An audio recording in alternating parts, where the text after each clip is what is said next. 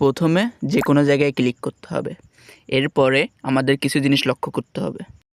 সেগুলো হলো নিচের ওই যে কোদাল আর হলো লাল পতাকা, এই দুটো জিনিস হলো ইম্পর্টেন্ট জিনিস। এরপর যে সমস্ত জায়গায় এক আছে সেখানে হলো একটি করে বোম আছে, এ কারণে ওই সমস্ত জায়গায় একটি মাত্র পতাকা পাবে। যেহেতু একটি এক আছে সুতরাং এর পাশে একটি বোম আছে। যেহেতু এর আশেপাশে আর কোনো জায়গায় কোনো খালি জায়গা নেই সুতরাং এই কোনাকুনি বরাবর ও জায়গায় একটা বোম আছে, এজন্য এই জায়গায় একটি পতাকা হবে। এই একের ডান পাশে যেহেতু একটা বোম আছে সুতরাং এর নিচের যে 3টা ঘর আছে ওখানে কোনো বোম নেই, এজন্য নিশ্চিন্তে এর নিচের 3 ঘরে ক্লিক করা যাবে। এই 2 ঘরের আশেপাশে যেহেতু একটা বোম আছে সুতরাং এর আশেপাশে আর কোনো জায়গায় বোম নেই।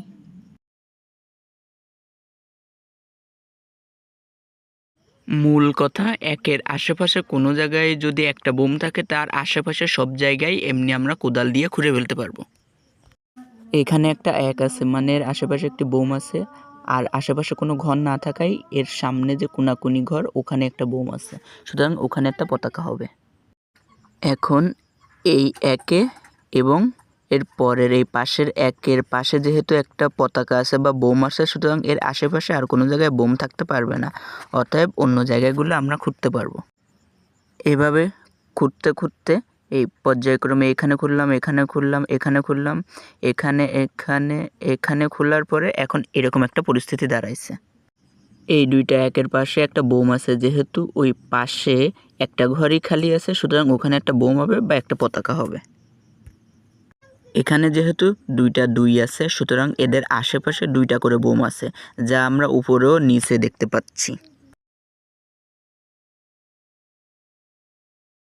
সুতরাং এখানে আমরা নিশ্চিন্তে একটা খনন করতে পারি বা এখানে আমরা খুঁড়তে পারি। এখানে যেহেতু 2টো এবং এখানে একটি লেখা আছে, আবার এখানে হলো 2টি, এর অর্থ এদের আশেপাশে উপরের 2-এ হলো 2টি বোম আছে এবং নিচের 1-এ হলো একটি বোম আছে আশেপাশে। সেই অনুযায়ী আমরা হলো একটি পতাকা বসাবো। যেহেতু আমরা একটি পতাকা দিয়েছি সুতরাং এর নিচের জায়গায় কোনো কিছু নেই, সুতরাং আমরা ওখানে খনন করতে পারবো। এই এখানে যেহেতু এক লেখা আছে এর আশেপাশে আর কোনো জায়গায় কোনো জায়গা নেই সুতরাং এর পাশে ও জায়গায় হবে আমাদের পরবর্তী বোম। এখানে যেহেতু এক আছে সুতরাং এর আশেপাশে একটা বোম আছে বা একটি পতাকা আছে, সেই অনুযায়ী আমরা একটি পতাকা বসাবো। এভাবে এর পাশের ক্ষেত্রেও একই রকম, যেহেতু একটা বোম হয়ে গেছে সুতরাং তার পাশে আর কোনো বোম নেই, এভাবে ওটাও করতে হবে।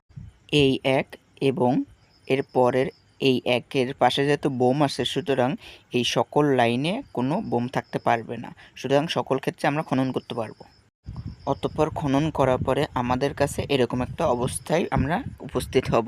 এরপরে আমাদের করণীয় হলো, যেহেতু এখানে একটা এক আছে সুতরাং এর নিচে একটা পতাকা হবে বা বোম হবে, যা আমরা এখানে দিয়ে দিব।